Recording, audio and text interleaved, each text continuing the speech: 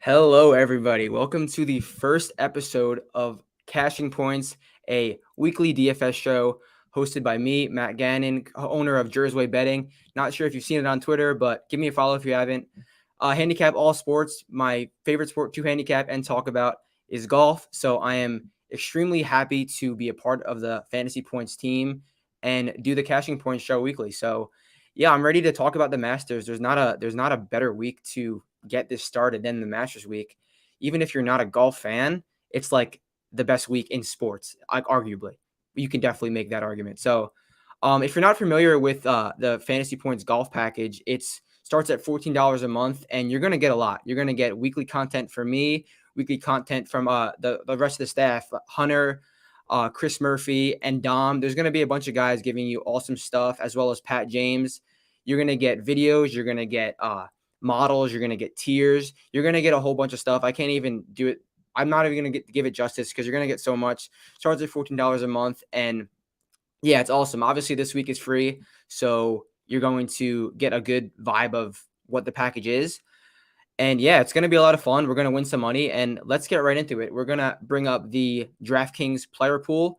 And I'm just going to talk through some guys, go through my player pool, see what we're liking, try to help you win that $1 million lineup because it's Masters Week. You have to enter the $15 contest to win $1 million. And we're going to find that winning lineup today. So, yeah, I'm going to give you some guys I like, some guys I think that are going to perform well, talk some ownership and stuff like that. So, obviously, we see the DraftKings board at the top of the screen. Starts with Scotty Sheffler. Now, if you're a golf fan and you look back preseason, not even preseason, just a few months ago, and you hear that Scotty Scheffler is $11,000 for the Masters, the highest priced guy over Jon Rahm, you'd think I'm crazy if I told you that.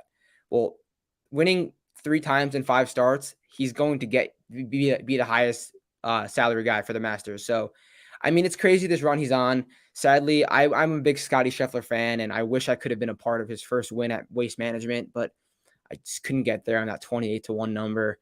I wish it was 30. I would have gotten there. But yeah, Scotty Scheffler, $11,000. No one's gonna argue for playing Scotty Scheffler. I was hoping he'd come in about 7% owned, but I'm not seeing that. I'm seeing more towards 20. And that's pretty steep for an $11,000 Scotty Scheffler who has only played in 2 Masters and he hasn't lit it up. But with that being said, he's the hottest golfer in the world right now for a reason. And he is $11,000 for a reason. He's amazing, but the ownership, I would not really suggest that at $11,000. So next guy, 10-8, Jon Rahm. I bet 2 weeks ago you would definitely think he would have been the highest golfer, but Jon Rahm, what is he doing right now? He's doing a lot everywhere but the short game. He's crushing the ball striking. He hasn't not gained off the tee since 2019, which is absurd. Absurd. He's had 2 straight shaky approach weeks, but I'm not really worried about that because one of them was the match play, which is the strokes gain data is very wonky for because you only go up against one guy and it's not really official. And then the players, which he was on the wrong side of the draw. If you watch the players, the weather was absurd. There was a million rain delays. And if you got the wrong side of the draw, you were just dead off the rip. You were dead. So, but before that, he's got 7 straight starts gaining over 3 strokes ball striking, which is absurd.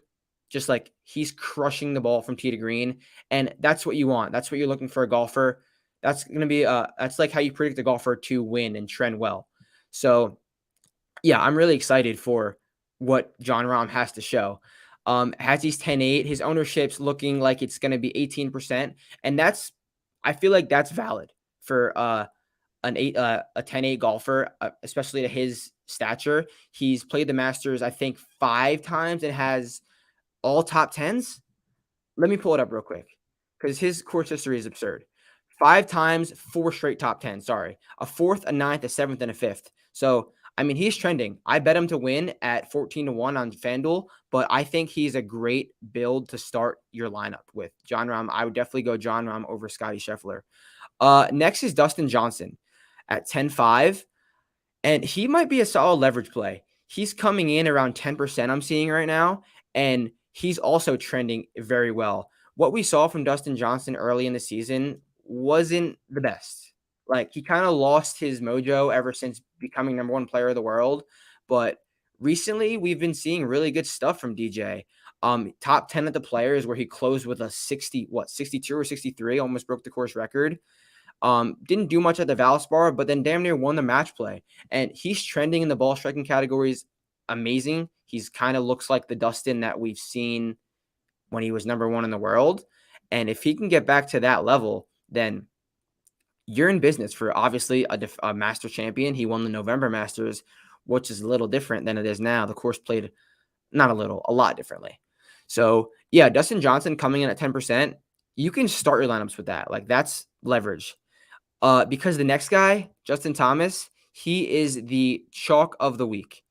Everyone is going to be on Justin Thomas this week, whether that's in the betting market, whether that is DFS. Everyone loves Justin Thomas. I mean, it's for good reason. I'm one of the biggest Justin Thomas fans in the world. I did a podcast previewing the full season early before the season started. Justin Thomas was my pick to win the Masters. But coming in now, I just can't get there just because if you follow golf, you follow golf betting, we never, ever, ever, ever, ever get big community wins.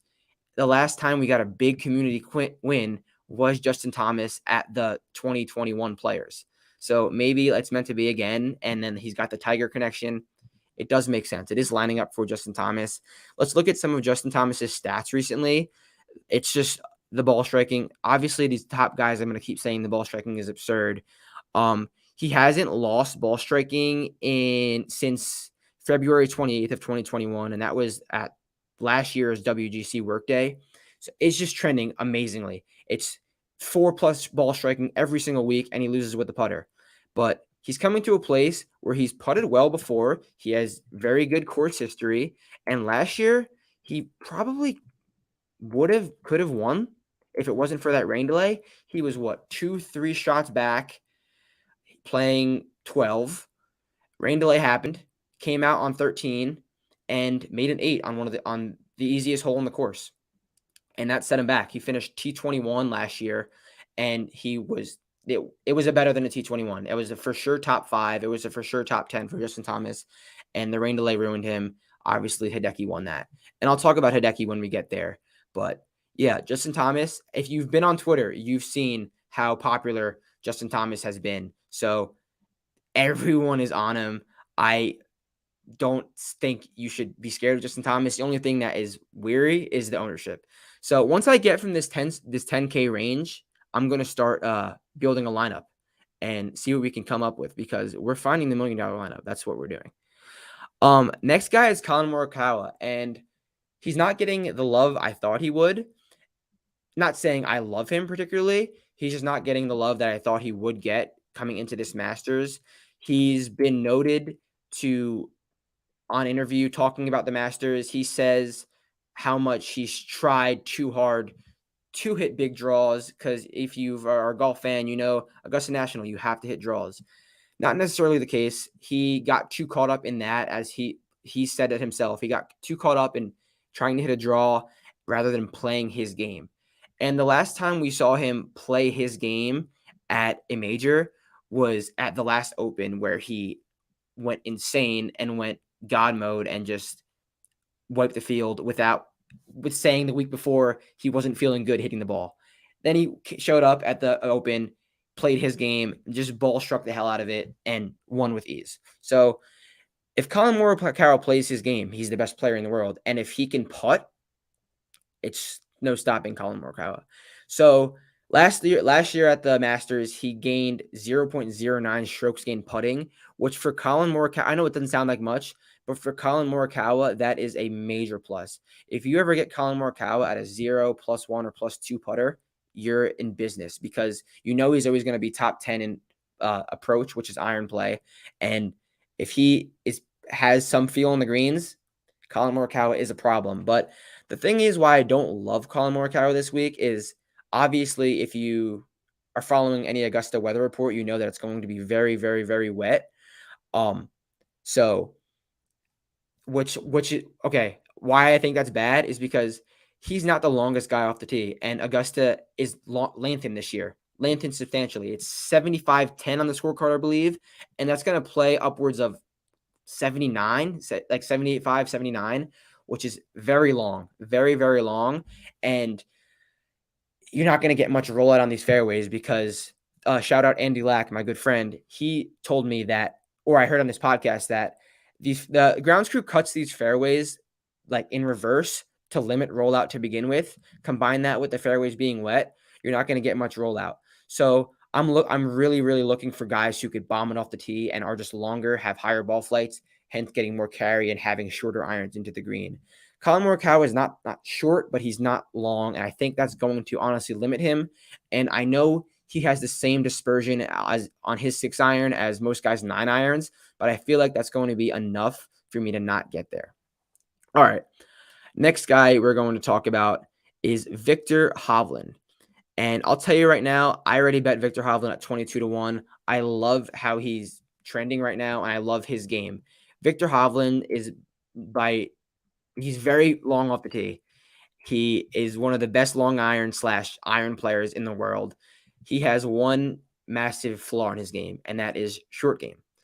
Looking at his stats recently, his short game has been horrible. But looking at his stats from Augusta last year, he gained 2.82 strokes short game and lost 5 approach.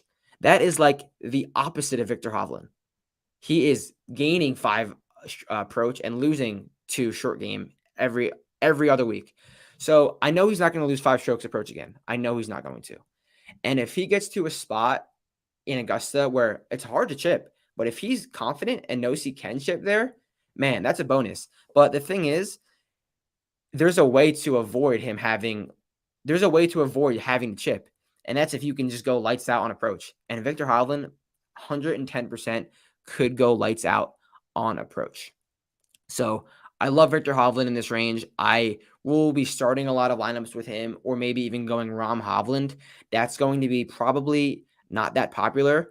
I see Viktor Hovland's ownership being near 10 to 12, which sign me up for a 10% owned Viktor Hovland. He always just trends and does well, even after he has these slow starts. Last year, we saw him make a triple bogey on hole 1, and he still finished T21. Like, usually if you triple bogey 1, you're done. Like, you're not making the cut at Augusta. He battled back, had 2 solid rounds, and made the cut and finished almost T20. So I feel like if he can get off to a good start, he doesn't need to shoot a 65 on Thursday. He needs to have a good start, maybe shoot 70, 69. That'd be awesome. And then he's right in the mix. And then I think if Viktor Hovland gets some confidence, especially around the green, he can really light it up. Next guy I like is Rory Mcilroy.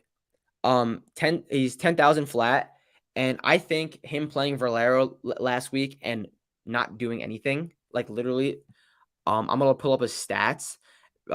Rory Mcilroy at Valero last week, I think he was like a 0 almost everywhere, missed the cut. Literally was just like so average and didn't give anyone any hope.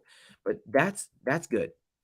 I think that's really good for him because every year Rory comes into Augusta with these huge expectations to win the career Grand Slam and just win with these huge expectations. Everyone asks him, Rory, is this your year? Rory, is this your year? And obviously he's still going to get those questions, but with him maybe not having the best form, with Tiger being there, with JT getting all the hype, I love Rory going under the radar. And if he is at 8%, you're going to want to play Rory McIlroy at 8% because he has the course history. We already know that. What has he done at the Masters? Rory coming off a miscut last year, fine. Didn't hit the ball well. Year before that, top 5, 20th, 5th, 7th, 10th, 4th, 8th. We know he has the course history. We know I'm not going to say we know he's going to win one, but he's one of the greatest golfers in our lifetimes. And Rory McIlroy took a read to complete the career Grand Slam, flying semi under the radar this year. I think that's awesome. And I think that's garners enough attention to put him in your lineup. So in this 10K range, let's go heavy at the top. I love John Rahm, and I love John Rahm because everyone's touting Justin Thomas 14-1. Like John Rahm 14-1 doesn't exist. Like he's just not the number 2 player in the world. Like he's not like he wasn't 6-1 the past month. So like you can get him anywhere from like 9. I saw 14 on FanDuel yesterday. So we're gonna start with John Rahm. I think he's going to for sure top 10. And if he T5s or he can win the damn thing, you're awesome. Let's go John Rahm. We'll skip Victor because he's got, I think Rory's semi-safer with Victor. So we'll go 2 guys over 10. And then we'll jump down. Maybe we'll change this. We'll come back to this, but that's how we'll start. Cam Smith, everyone loves him, but I feel like this weather is going to hold him back. He's by no means long off the tee. He's getting a little longer, but obviously these aren't tight fairways. He's not going to his downfall was driver. He wasn't the best driver of the golf ball, but he's kind of figured it out recently, except for his win at the Players. Cam Smith won the Players Championship losing like 6 strokes off the tee, which I don't even know how you do that, but it's just how good his short game and putting is. He just is an immaculate putter. If you remember the WGC at Southwind in Memphis, he had 18 putts one round. Like if you golf with your buddies, think about putting 18 times in a round. Like one round, 18 putts. Stupid. He's the best putter in the world, probably the best putter in the world, and he's going to have to do it with his putting and short game because this course is going to play a little long for him. I don't love him with his long irons, and if he's losing 6 strokes off the tee, he won't be doing well here. I see him down to 16-1 in the betting markets, and I feel like that's just unbettable for a guy like Cam Smith on this course. Obviously, just won the Players, but a little tighter there. I think the weather is holding back Cam Smith. I won't be having any Cam Smith liability this week. Let's move down a little bit. Anyone I want to touch on? Jordan Spieth. Ever heard of him? Yeah. Augusta legend. Has almost the greatest course history out of anyone. Doesn't need form. We know as golf fans, Jordan doesn't need form to perform at his courses. His courses, meaning Augusta, meaning Pebble Beach. I mean, I would say the Texas courses, he didn't have the best outing last week, but we know that when he gets to his spots, he performs. And that ball striking round he had on Sunday at Valero was scary. He gained like 7 strokes. It was something stupid, like 6 or 7 strokes approach last week. And that's a good sign going into Augusta because if you watch Jordan Spieth, he looks like he's lost on the range. He has this like weird move where he like goes like this and like brings it down and like comes back and goes up again. It's just looks very awkward and uncomfortable in his swing. But I mean, he says it's helping him. And I mean, you got to like trust him that he's doing the right thing. But I don't want to play him because he's a very high ceiling guy. He might be coming in like I'm seeing like 10 to 15, but I feel like that's going to be more on the 15 side. And I don't love that. So, but obviously he has the amazing Masters history. When you look at his finishes, like last year, he didn't have great form, finished 3rd. And he has the win, the two, another 3rd. Like Jordan Spieth at Augusta, like if you say you're going to bet Jordan Spieth at Augusta or play him, no one's going to argue you. Like it's Jordan Spieth at Augusta. I'm not going to get there based on who I already took at the top, and I think he's just not at his peak right now. Xander Schofley obviously finished 3rd last year, almost had a chance to win it, but it went in the water. Xander Schofley modeled out amazing for me. He modeled out 4th in my mixed condition model, and which I'm surprised because he never really models out this well for me. So that kind of, and I like to bet him, and I was like, why is Xander Schofley modeling out so well for me? When the times I want to bet him, he never models out well. But if you watched him at the match play 2 weeks ago, bad, really bad, really bad. He looked lost to Lucas Herbert, looked lost to Tony Finau, who aren't guys that are at the peak of the golf right now. And I just don't think this is the – I mean, he's trending a little bit, but I don't think it's the same form he had last year where he finished at third. And even though he was doing well last year, he showed that – I mean, he gets ripped on all the time for not winning. And I'm not a Xander hater at all, but there's just a point where, like, maybe guys aren't made for the Sunday back nine. And until Xander does do that, I think I'm going to wait and see. I won't be a part of it. So I'm going to be passing on Xander. He's going to be like 15% owned. So I don't hate it because, like, I don't know. It's just like he feels sneaky, but at the same time, everyone knows that he can do it. Like he can take T5 and he should be an easy T5. So I'm going to probably be passing on Xander everywhere. I know I'm definitely not betting him, but I was thinking about putting him in, but we'll see. My player pool's at like 13 guys right now. I might want to get that up to 15 or 16. Patrick Cantlay damn near made my player pool, but he didn't. He's a little shaky right now. Obviously, we saw what he did at the end of the season last year. Won BMW, won the FedEx Cup, and he's just a stud. He's class. He does everything well, but the irons are a little bit shaky. And you need that at Augusta, unless you're Patrick Reed and you just make every putt from no matter what the range is. And that could happen. Like we saw what Patrick Cantlay did at BMW when he had the single best putting performance in PGA Tour history to steal my Bryson DeChambeau 35-1 ticket. Whatever, I'm over it now. But yeah, that was just ridiculous. And is he going to do that again? Probably not. So yeah, and because the irons aren't great, he's going to have to putt amazing. So I'm not buying him at a point where his irons aren't well, because you need it at Augusta. Brooks Koepka, everyone loves Brooks Koepka this week. I think he is too obvious because this is the best Masters form we've seen him in for Masters in what, 3 years? So when you look at Brooks Koepka's Masters history, missed the cut last year. He was very injured. The year before, he finished 7th, and he was coming off an injury, I believe. And then it's 2nd, 11th. So he's never won a Masters, but this is the time you want to buy him, I think. But I feel like it's too obvious. He's coming off of 12th and a 5th place finish. This is by 100% the best form he's coming in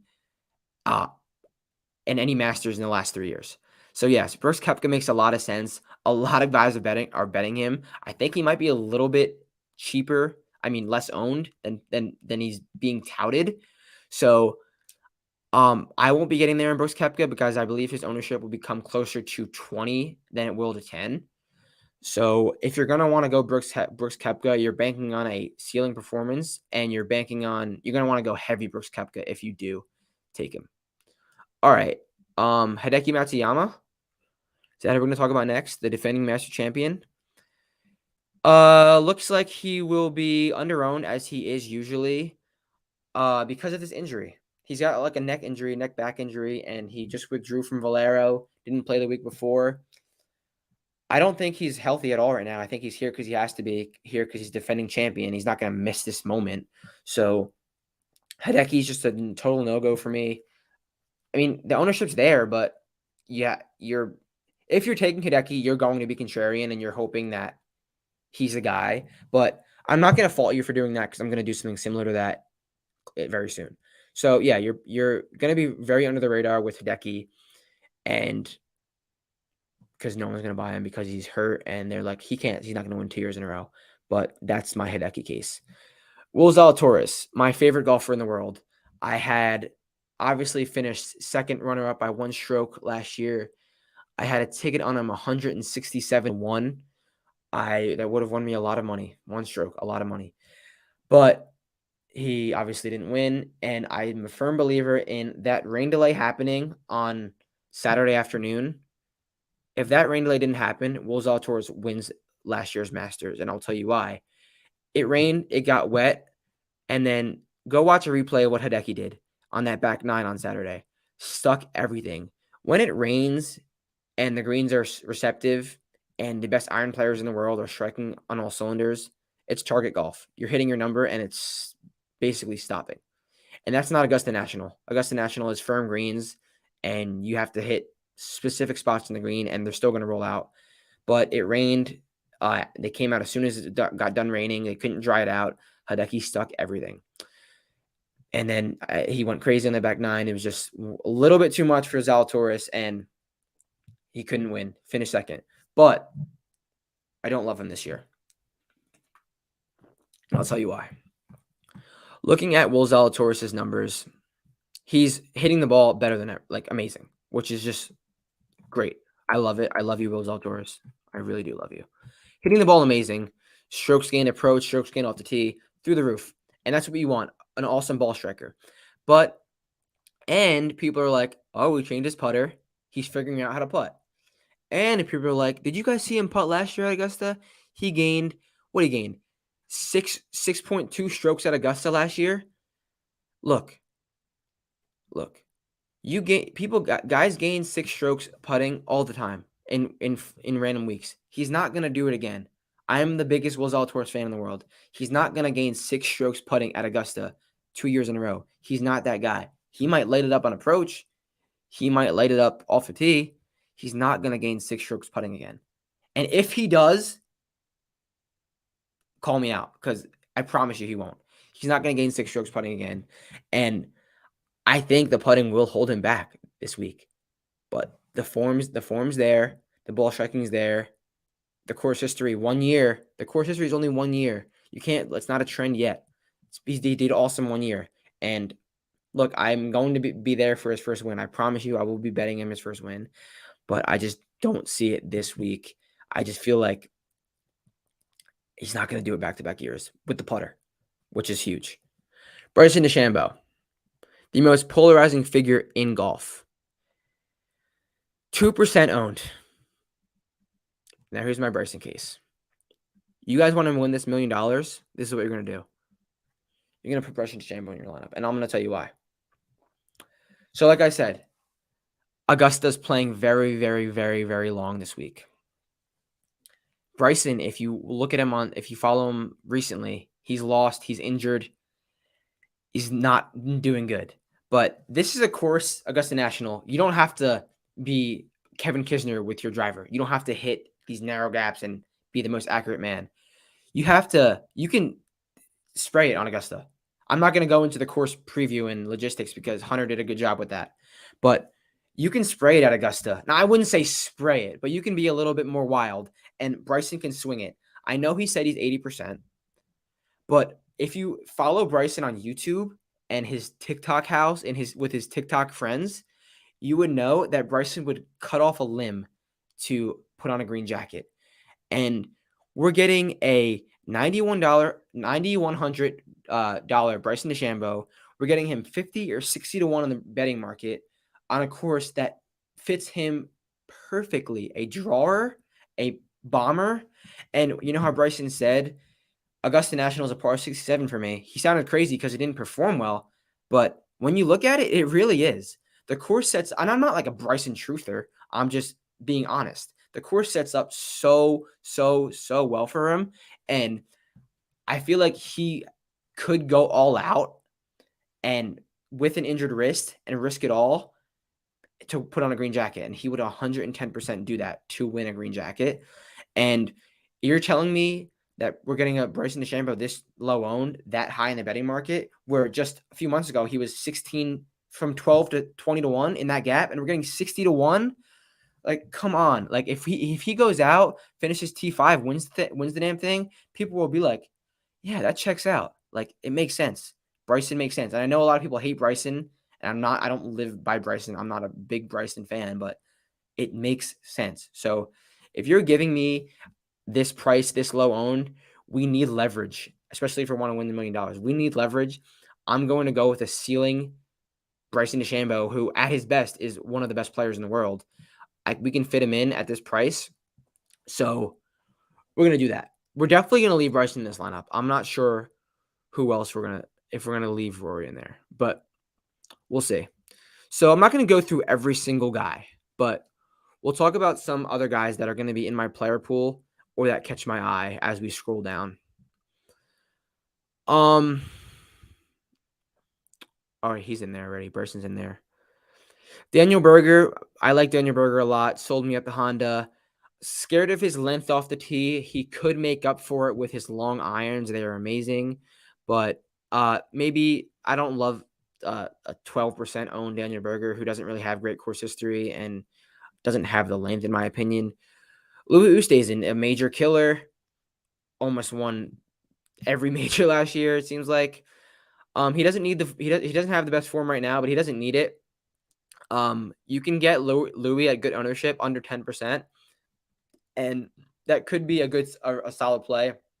I won't be on Louis this week. A lot of people are on Shane Lowry, which makes sense. He has similar form now as he had in 2017, 18 when he won the Claret Jug, when he won the Open. Very similar form, and a lot of people are on him.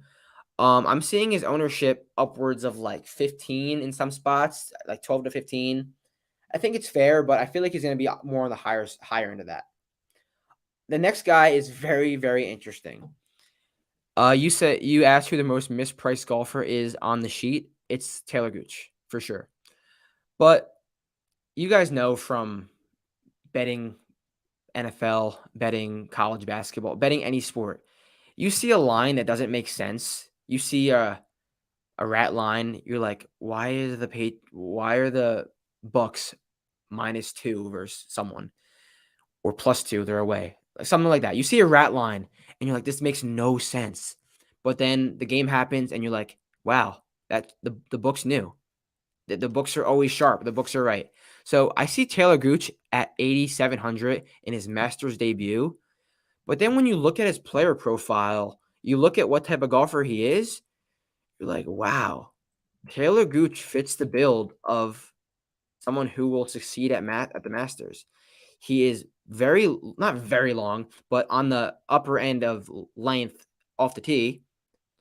He struggles with driving accuracy, but that's what you want at Augusta National. You want someone who's long and is a little bit shakier with your your accuracy, because these fairways are very easy to hit. And he leads this field in 3-putt avoidance, which is huge on these greens. And I know that these greens are different. These greens come with experience, and he's one of the best iron players in the whole world. So you combine that off the tee length, you combine that iron play, you combine the 3-putt avoidance, and he has a world-class short game, damn near as good as Justin Thomas with a short game. The 8,700 kind of checks out. And if you're willing to lay that price for a Masters debut, you're going to get him at 2% owned, 3% owned. No one's going to be playing Taylor Gooch. I don't know if we can fit him in this lineup. Let's see. No, we definitely can't fit him in this lineup. Maybe let's take Rory out, because this is going to make us win we go John Rahm, DeChambeau, Gooch. We still have stuff to work with. And this is so contrarian. No one will have this. No one will have this. Don't steal this from me unless you want to win $1 million. So, yeah, all right. Bryson, Gooch, DeChambeau. That's what we'll do for now. All right. Sam Burns, Masters debut. Just came off a win at the Valspar. Is he going to win back-to-back starts? No. Can he perform well? Yeah. Ownership somewhere around 17%. I feel like he's the guy people are going to go to in this range. I can live without him. All around good golfer. A great putter. Like, he's in good form. He's awesome. But I can live without him at that ownership, 17 to 20%. You have to know from me, from Sam Burns. Tiger Woods. Who is Tiger Woods? I've never heard of that guy. He's questionable. It's like Tiger Woods, he just said that he seems like he's going to be playing. And he said, someone asked him, do you think you could win this event? He said, he was like, yeah, I wouldn't be here if I didn't think I could win. I personally don't think he's going to win. I'm offering 100 to 1. If you want to bet him, DM me. I'll give you 100 to 1. But yeah, Tiger Woods, it depends what contest you're in. If you're in a massive public contest, he's going to be higher owned. But if you're in like a more expensive, sharper contest, no one's going to play him because Tiger Woods at $8,500 being his first start in 17 months, first competitive start in 17 months, I don't really think it checks out. So yeah, I wouldn't be taking Tiger Woods at this price range in this situation, but they have to price him because they know they're gonna get some handle on him or whatever. We'll be passing Tiger Woods. Who else do I like in this 8K range? No one really. I mean, I do like some guys. Adam Scott's finally putting it. He has the Augusta pedigree. He's won here before. Joaquin Niemann, I think these fairways are gonna slow him down because he hits such a low ball that he's not gonna get the run out he's used to, and he's gonna be further back. Obviously, just won at Genesis. Doesn't have the best Augusta course form, but I feel like him playing in a group with Tiger Woods is gonna be bad because he's gonna have a lot of pressure and eyes on him at all time. Tony Finau obviously has great Augusta history, but the form is just horrible. If you're not a non-golf fan, you definitely know the name Tony Finau just because of his results in Masters, results in majors. He's got three top 10 finishes in 4 appearances. Like, it's awesome, but I don't think the form is where you want it to be right now. Terrell Hatton, he's trending, and he's gonna be a little bit more popular than I think the projections are showing. I'm seeing like 8 to 10. I could see that closer to 12 to 15, but he doesn't really have the Masters form, the Masters course history, but the form is coming along for sure. He had a good showing at the match play, almost got to the final 4. T21 at the Valspar, T13 at the Players, and T2 at the API, which is another firm and fast and windy golf course. So Terrell Hatton makes sense. He hits it long enough. I can get behind Terrell Hatton, honestly. I can get behind him. I might add him to my player pool. I don't know if he will fit this lineup too well. He could, though. That's the thing. I'll leave him in there for now. I just talked myself into Hatton, which is good. I want to do this show, talk you guys into things, talk myself into things. Abe Answer injury. He just withdrew from the Valero Texas Open after being one of the favorites for undisclosed reasons. So I would say proceed with caution. Plus, this course, I feel like it doesn't make sense for him. Plus the weather. He immediately said when fairways are firm and fast, he has a real advantage because he doesn't he's like 5'6", doesn't hit the ball that far. So when the fairways are going to be soft, he's not going to get much run out. He's going to have to hit very long irons into greens, which he's a good iron player, but I don't think this is the best fit for him, especially with unknown for the injury.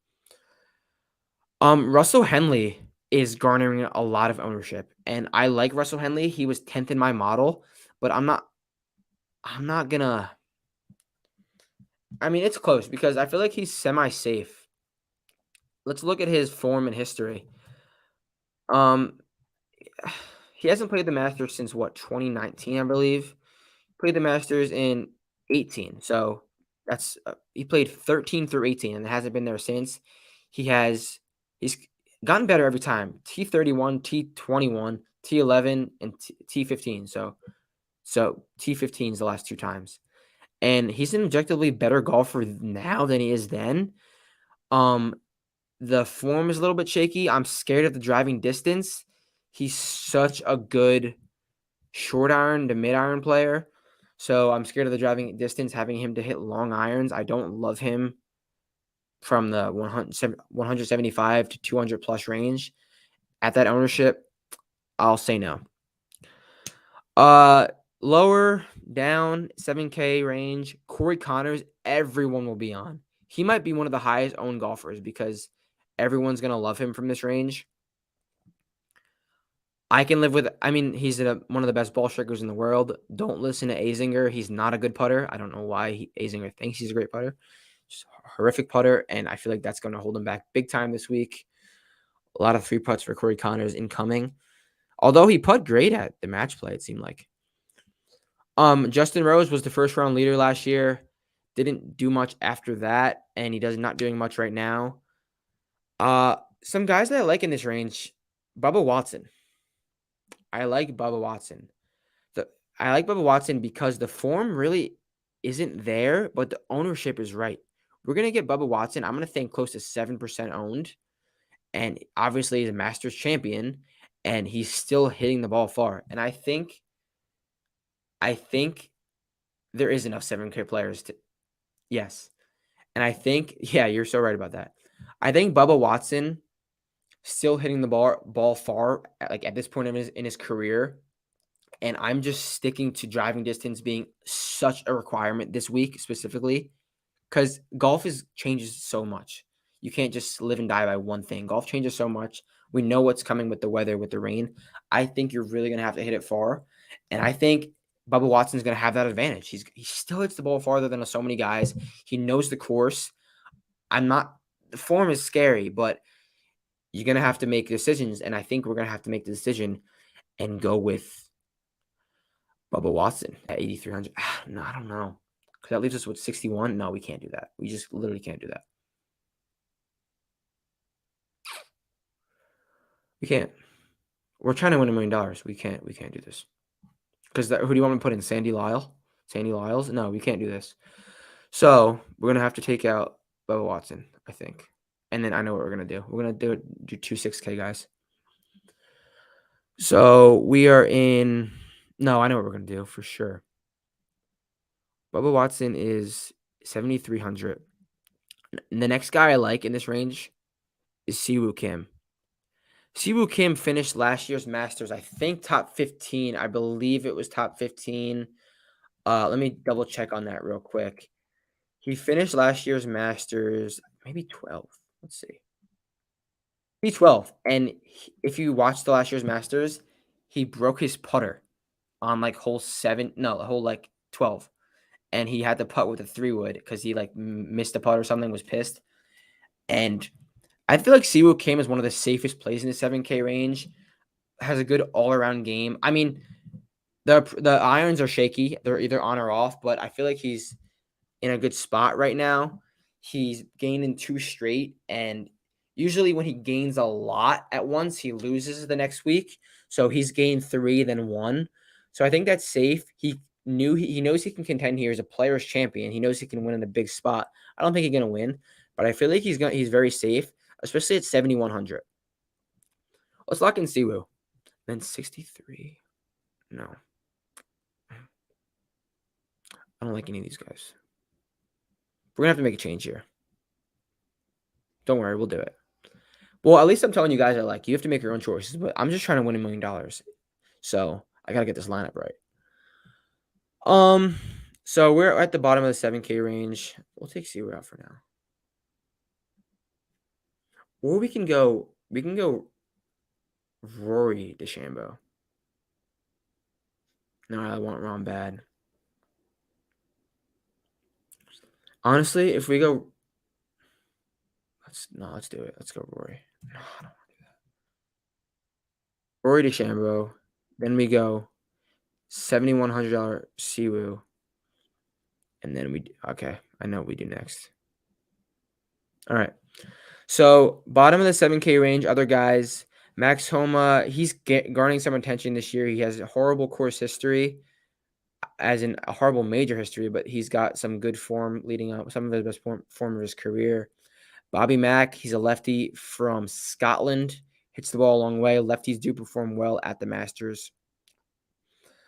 Cam Young, bomber. Let's see what Cam Young's ownership's looking like. Cam Young, 6%. He's never played here before. I can live without it. Now this is where it gets tricky. I think the range that's important is the 7-8K range that really is going to make it. So upper sixes, no one really catches my eye. I like the mid sixes way better than the upper sixes. Christian Bezadenhout, if it gets really, really windy, and no one's hitting greens, Christian Bezadenhout has such an advantage. He's one of the best short game players in the world. So I really like Christian Bezadenhout to be a sneaky play if you're going with that horrible conditions route. So that's what I'll say about him. I'm not sure that's what's gonna happen, and I'd rather go something else semi-safer. I think the play in this range is Tom Hoagie. I think it's Tom Hoagie. So let's look at Tom Hoagie. He's making his first Masters appearance, I believe. He's coming off a win at Pebble Beach. He is an absolute flusher of the golf ball. Hits the ball not the best. He doesn't hit the ball as long as I want him to, which is a little bit scary, but he's just a very good tee to green player.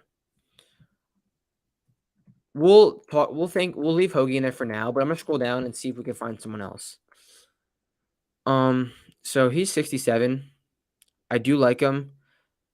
Van Rooyen withdrew last year or DQ'd last year. Good long iron player. JJ Spawn, $6,700 JJ Spawn. I feel like he was just the same price last week or something. He just won Valero. Don't have any expectations for him. Thomas Peters could be sneaky, but people know about him nowadays, so maybe he won't be sneaky.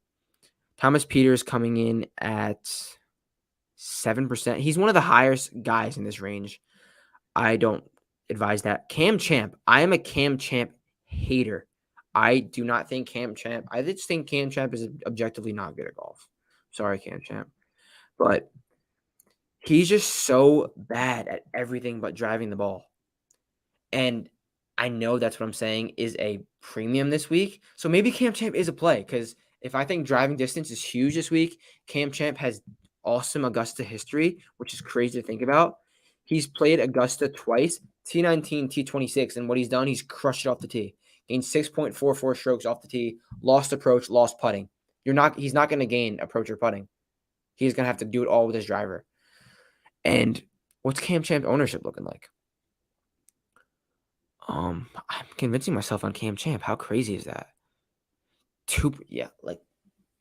It's Cam Champ, or if you really want to get sneaky, okay, it's gonna be between Cam Champ and Matt Wolff. Because, like I said, driving distance is my stat this week, and I think it's very important. Matt Wolff is 4th in driving distance on tour this year, but everything else is so bad. It's bad. He hasn't gained on approach since the Shriners where he finished 2nd, and then it's just been red since then. He's one of the streakiest golfers on tour. He literally had to take time off because he couldn't deal with it mentally. Like, it's crazy to think about, but he couldn't deal with it. So once Matt Wolff gets going in the wrong direction, it's over for him. Like, he has to get off to a good start. And actually, I'm interested to see this. I'm actually going to look up the tee times real quick and see when Matt Wolff tees off. Because if Matt Wolff tees off in the morning, then the weather's going to be like a lot better in the morning on Thursday than the afternoon. So if he tees off in the morning, he should get off to a semi better start. Let's see what his tee time is. Matt Wolff. Okay, he tees off at 9:30 on Thursday morning with Luke Liss and Mackenzie Hughes. Man, if he can get off to a good start, he could be in business. I think that's huge for him too. I think that's so huge for him. No one's gonna play Matt Wolff because he has horrible course history. Let's do this. Let's put Matt Wolff in here. Awesome. We have 600 left. Can we go up any higher? No, we're close though. I think Rory's flying under the radar. We can go up to this is a lineup. This is a lineup. That's the $1 million lineup right here.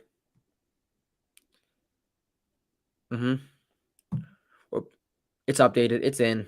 So if you want to win $1 million, you saw the lineup, Any other guys I want to look at real quick?